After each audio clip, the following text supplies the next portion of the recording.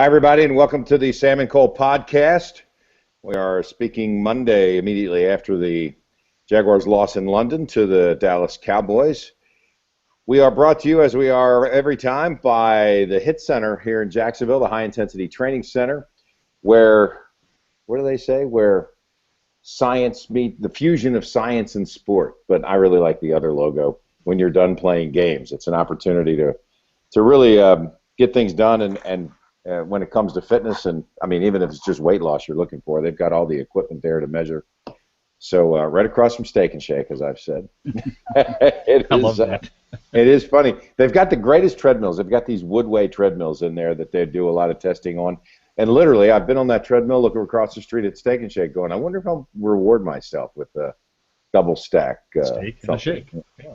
Steak and a shake. But the HIT Center, and we'll give you some more details about that as we talk with their management and find out what they've got coming up, particularly for the next 2 months. And what's interesting, Cole, is that there is a way to not put on 15 pounds over the holidays. So we'll come up with that. The HIT Center, our sponsor here for the Sam and Cole podcast.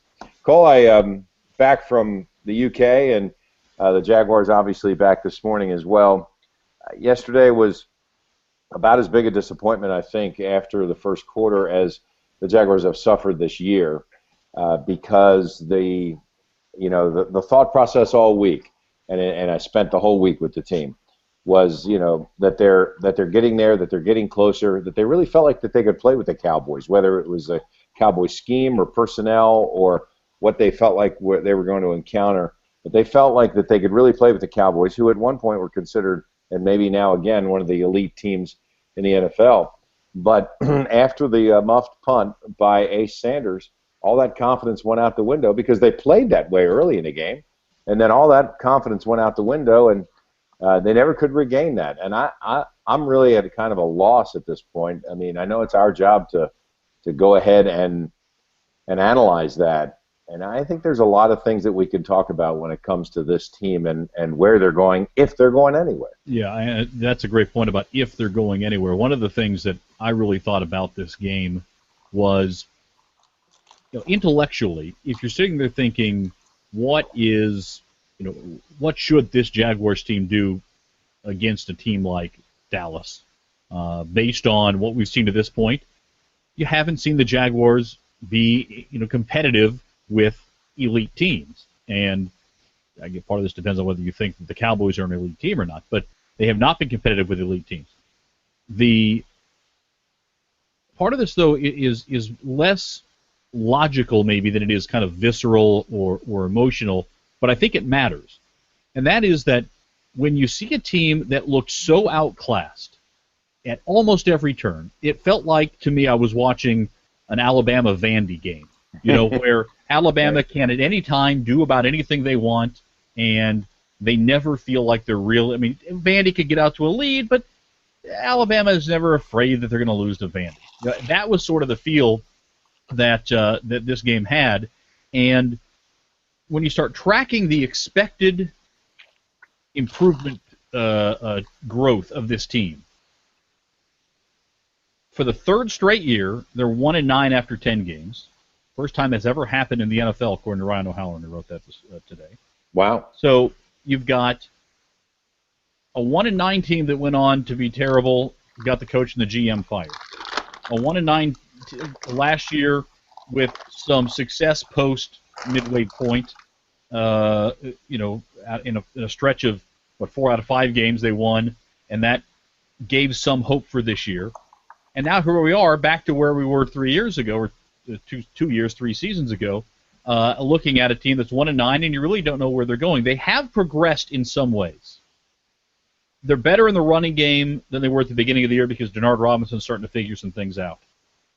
I think you can say, hey, they've got some tools there with the young receivers. Their pass rush is better.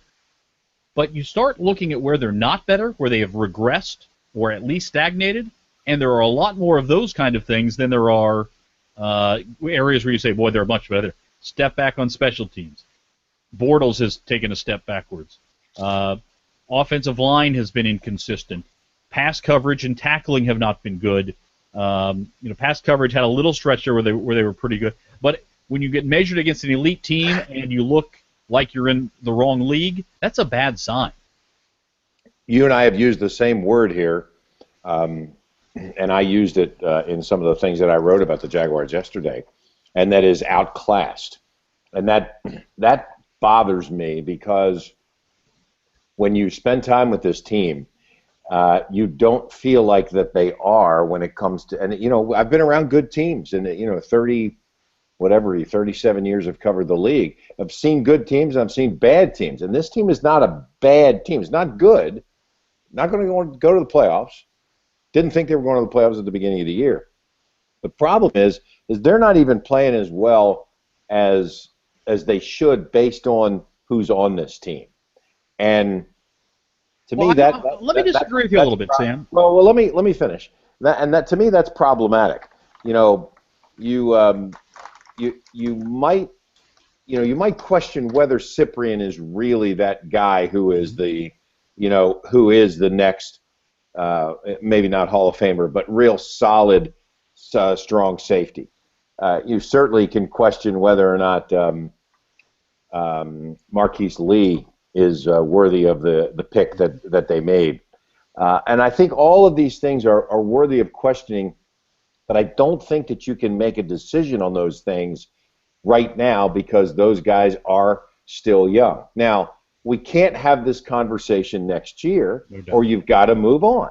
And so, they have Shad Khan convinced that this is the group with maybe a couple of add-ons after this year that's going to be competitive next year, that they're going to have the level of experience that's necessary. But, you can't automatically think that guys are going to keep going and getting better. And I think Cyprien is a good example, has tremendous will, has the physical tools that you look for in that particular position, but took such a bad angle on Des Bryant yesterday that you wonder if that comes from experience or he's just never going to get any good. Yeah, and looking at trying to figure out, do you have the right guys who are just young and need experience in order to get there, or need an off season in the weight room, or whatever else? This is where it kind of worries me a bit. I think Bortles is going to be okay. I felt stronger about that 3 weeks ago than I do today, but I think he's going to be okay, and that's a huge part of this. But Cyprien, Jokel, Marquise Lee, these guys who you spent first and second round picks on, have not achieved to the level that I would expect them to in their first and second years, being first and second round picks. Allen Robinson has. I think Allen Robinson has exceeded what his pick was. I think he's a guy you can build. You can win with. I won't say build around, but you can win with him. I think Brandon Linder looks like a guy. It's halfway through his rookie season, and he didn't play yesterday. But he's a guy who looks like you can do. It looks like Bowanko has played better than his draft position.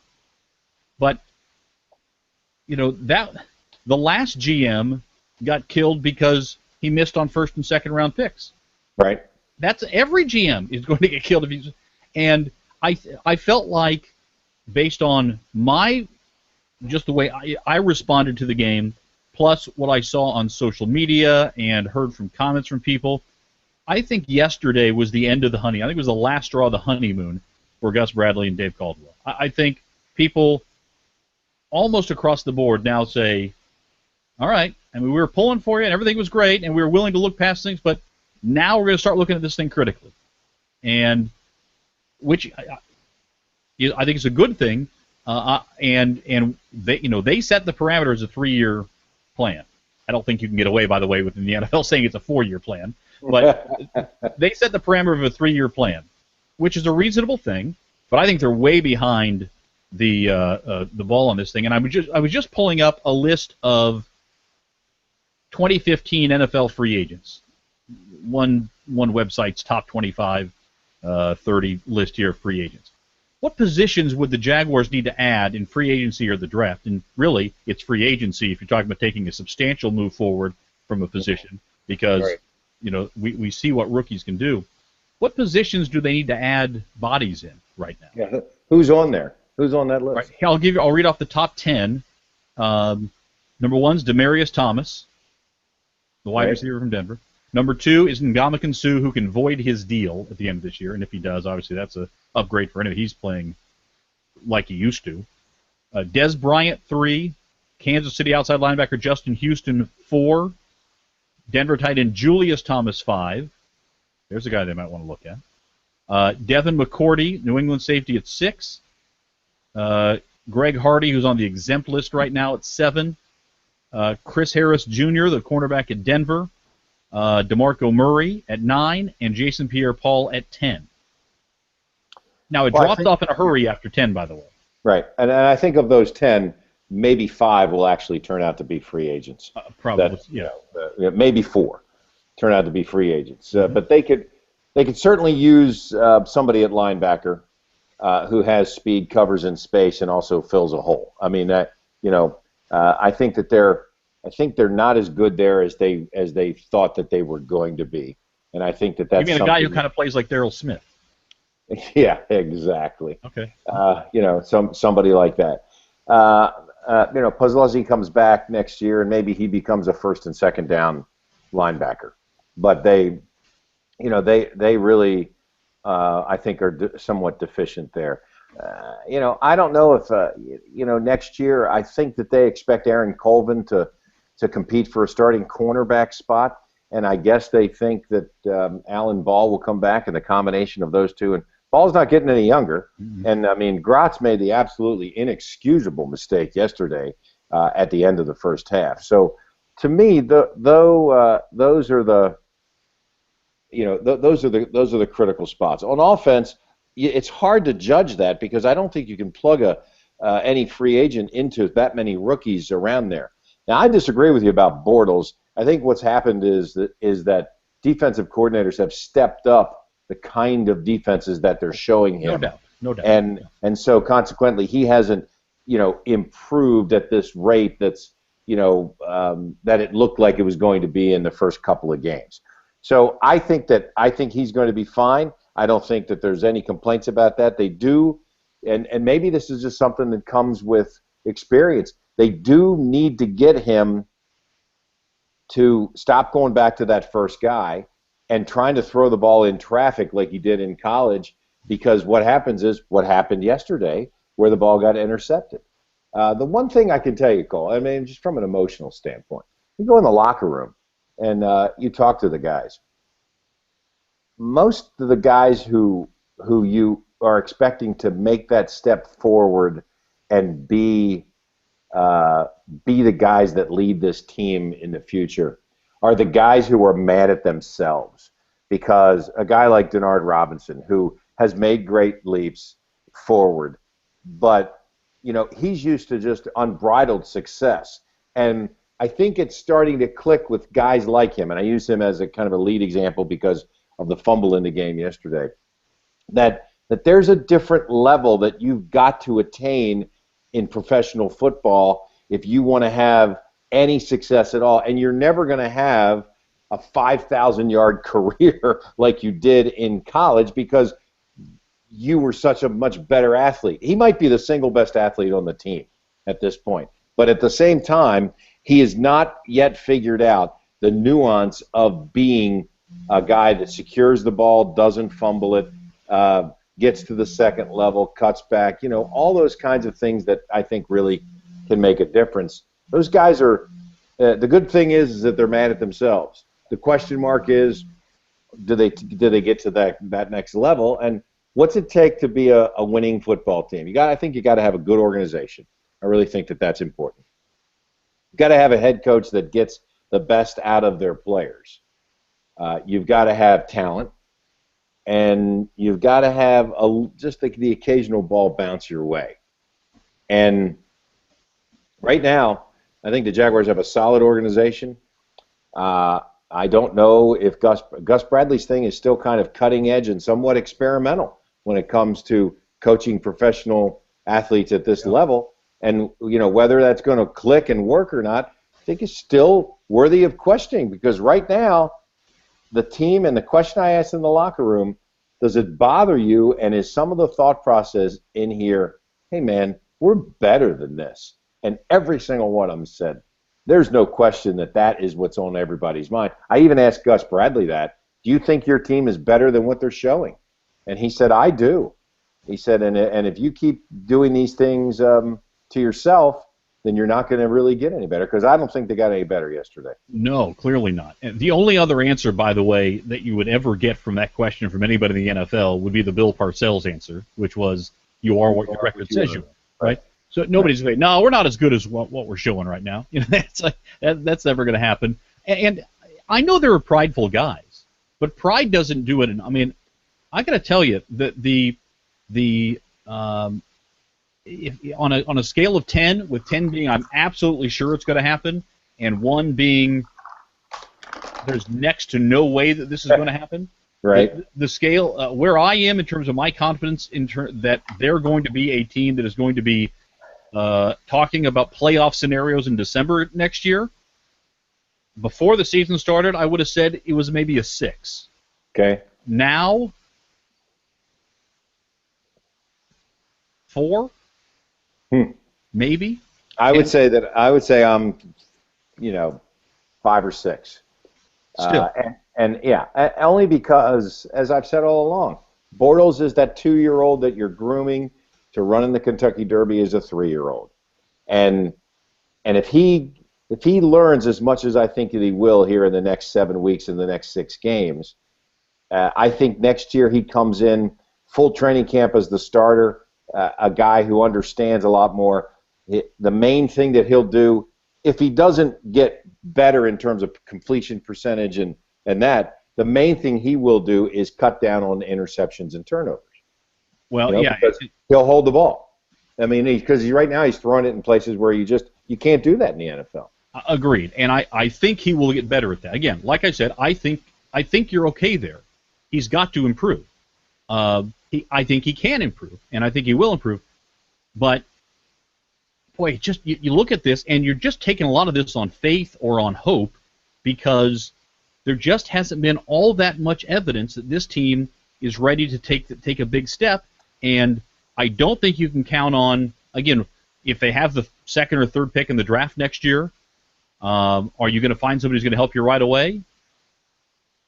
And if it is, it's just going to be one guy, not 2 or 3 or 4. And I can't think of anybody, and to tell you the truth, I mean, don't you think that at this point, you look at the landscape of college football, somebody's going to want Mariota, somebody's going to want somebody else. Don't you try to trade out of there? Yeah. Well, unless you decide that whoever that guy is a game changer, and the early looks at this draft are that it is a pretty good 15 to 50 draft. Right. Which means there's a lot of good depth in picks 15 to 50, but that the top 15 may not be as strong as it was purported to be this past year. Now, maybe that's because of the quarterbacks or whatever else, but and reading off that free agent list, there's not a whole lot of help out there that's going to make major impact. Now, Shad Khan said over in London, and I think you mentioned this, he's willing to, he's expecting to be more active in free agency this offseason. Well, that's great, but what are you getting? Right. And the other thing that he said to me, I thought it was very telling about next year. He said that at the end of this year, I said, look, Dave Caldwell said that they would be less. We ran this cut on Saturday night. It's a good comment. Right. Less forgiving of the mistakes that guys are making next year, because they'll be, not seasoned, but certainly NFL professional players. Shad Khan said to me, I think it's important at the end of this season that everybody knows what my expectation and Gus Bradley's expectation are for next year. And if you get that kind of commitment from your owner that he has an expectation, he's not going to tell us a number, but we're going to know what he expects. If those guys don't perform, then you start thinking, all right, if this isn't working, we got to go in another direction. They have talent on this team, and I don't think it's great talent. I think it's good. I think it's decent. Let me put it that way. I think they could easily have played with half of the teams that they lost to this year, but they're just not getting it done. My biggest difference from beginning of the year through maybe game 5 or 6 to now is that the team is kind of I thought every week you looked at it and you said, yeah, they figured this out, they figured that out, they figured this out. You know, now 2 weeks in a row against Cincinnati and against Dallas, I think they've flatlined. You know, they haven't, even though they talked about, well, against Cincinnati, you know, we came back, we did this, we made a compare. Yeah, but that's where, when you learn the lessons, you take that step and you beat that team on the road. Well, and to your point, if you take it chronologically, they've done this where they struggled early and then they came back against some lesser teams, and then they've dipped again. Just look at what they've done against the teams. You know, let's categorize teams into 3 categories. Mm-hmm. Playoff teams expected, middle of the pack teams, and bottom feeders. If you just take that, the Jaguars have, against the playoff teams, with the exception of Cleveland, which again I'm sorry, I still don't buy Cleveland. You can't put them in it's Cleveland. They might be a playoff team. No, I mean, listen, they might wind up in the playoffs, but you know, they played well against Cleveland. They played well, lost against Tennessee. Played well, lost against Miami. But against, you know, the likes of Indianapolis and you know, the Cowboys and others, they're not getting it done. They're not going to. They're not there. So I don't think it's so much about, because the tendency is to look at it chronologically, see how they played out chronologically. I think you just look at who are they when they played. Take the date out and just look at who have they played and what would you expect them to do against this team.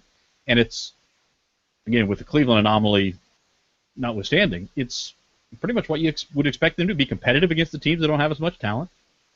And we've seen them not be competitive against the teams that do. You know, Washington would be the other team that would be a little bit anomalous, but not to the Jaguars' benefit, obviously.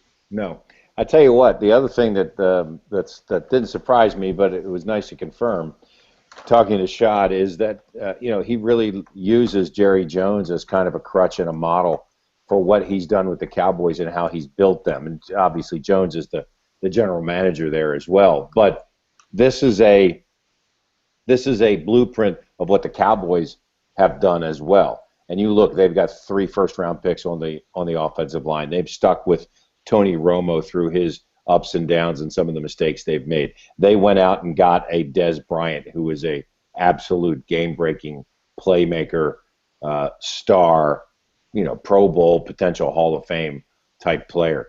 You know, they found DeMarco Murray. I don't think that you could say that, you know, they went out and said, oh, this guy. I don't think everybody in the world said this guy was going to be the guy who broke Jim Brown's records at the beginning of the year. Right. But I do think that Shad is looking at that model and figuring, okay, that worked for him, and he has a lot of faith in Jerry Jones. As he said, Jones gave him the idiot's guide to being an NFL owner. And just, I agree that there's a similarity there in terms of what the Jaguars are doing now and what the Cowboys did. There's also a lot of similarities between what the Jaguars did with the last group, drafting a lot on the offensive line, going out and trying to find their running back, sticking with the quarterback as long as they possibly could. I mean, you're telling this narrative, and it only works if you have the right guys, and if you're coached the right way. And I agree with you, because at this point, it's a crapshoot. It's a spin of that roulette wheel.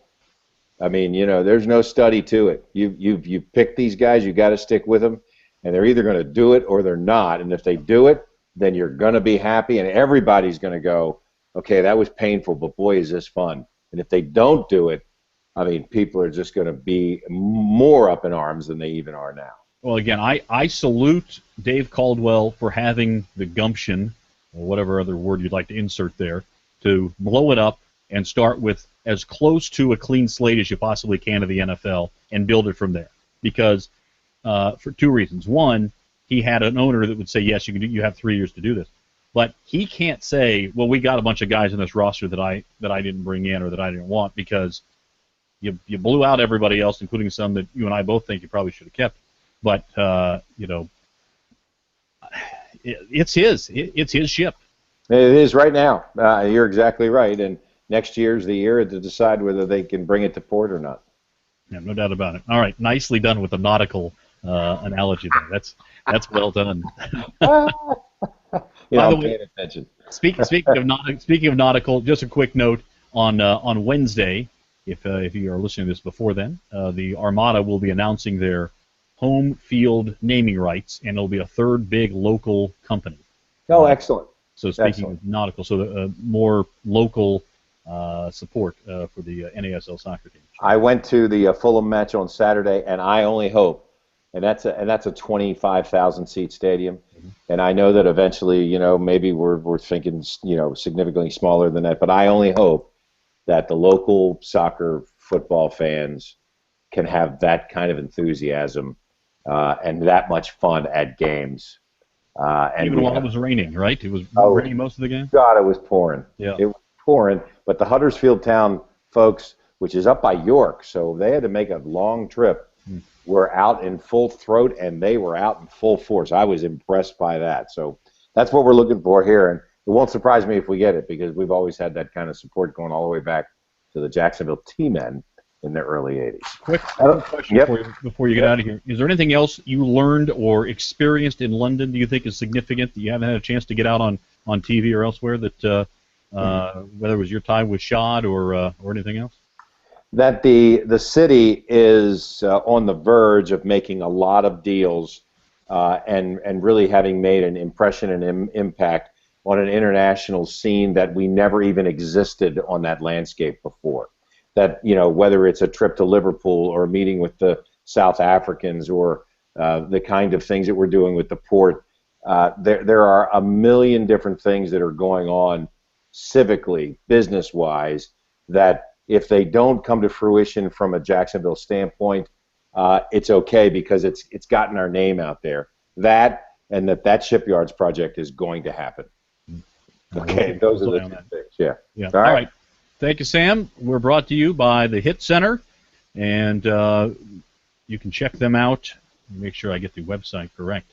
thehitcenters.com. Right. And check out some of the programs they have for everything from individual to corporate wellness and elsewhere. So, and then go across the street and grab yourself a double cheeseburger and a steak and a shake. I can tell you this too. I mean, their track record is pretty good. Billy Butler, Daniel Murphy, both two local guys who work out down there all the time. Kyle, it's a guy who plays for the Rockies. Went to Bartram Trail, was a quarterback there. Oh, Kyle Parker. Kyle Parker has worked out there a lot. I sent all my kids there who played in college, so they've got that kind of training, and then they've got those group classes in the evening if you're just looking for that. Stop by the Hit Center across the street from Steak and Shake right there on Route 1. All right. You can follow Sam on Twitter at Sam Kavaris. Follow me on Twitter at Cole Pepper. And again, you can subscribe to this podcast on iTunes. Just search Sam and Cole. And also on Stitcher. And if you subscribe on iTunes, please leave a comment about how you like the show.